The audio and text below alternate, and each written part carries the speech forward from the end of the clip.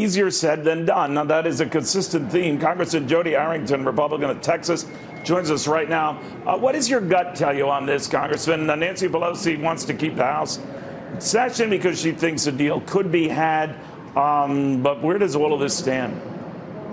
Well, there's what she says, and then there's what she does as a leader. We've seen nothing but partisan liberal wish lists come through the House, so there's been no offer to sit down and actually work through this. We're in a national crisis mode.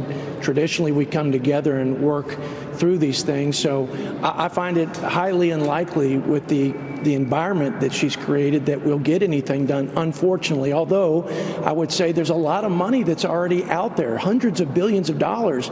So my interest in coming together is to make sure our policies incentivize and encourage reopening, because demand is the key. It will cover a lot of the problems that our small businesses are facing and our families. So targeted temporary assistance, but making sure we encourage leaning into reopening, getting people back into the marketplace, back to work and back to school is top of mind for me.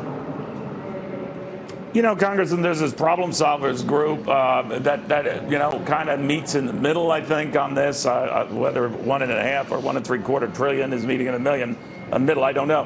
What do you think of that? The president himself seemed to intimate that he would be open to a pricier package, maybe pricier isn't the word, but a bigger one. Are you? Well, I think you've got to, the whole process here of legislating is the art of the possible, and they're always give and take on both sides. I'm a realist, I'm a pragmatist when it comes to policy making. However, throwing more money to make ourselves feel better is not the answer, obviously. All of the hundreds of billions that are being discussed going towards cities and states who are already sitting on more than half the money we already put out. Schools, 99% of that money hasn't been spent. States are sitting on that money.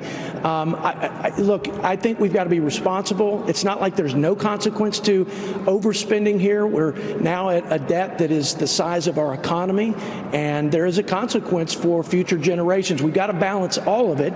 We need to be realistic, but bailing out folks who are here, you know, paying cash assistance to folks who are here illegally, putting bailouts for union pensions, or the Postal Service without reforms. I mean, that's a bridge too far for most conservatives, but finding a path forward for temporary and targeted assistance where it's needed for families, for small businesses, dealing with the legal liability issue where we may see massive lawsuits across the country, which would be devastating for our recovery. Those are things that I think we can sit down and talk about if the other side is willing. I have not seen that willingness on the part of Nancy Pelosi and my colleagues on the other side of the aisle. All right. We'll be watching. It looks like that, you know, there are areas where you can bridge these differences, but time's a wasting, to your point. Congressman, thank you very, very much.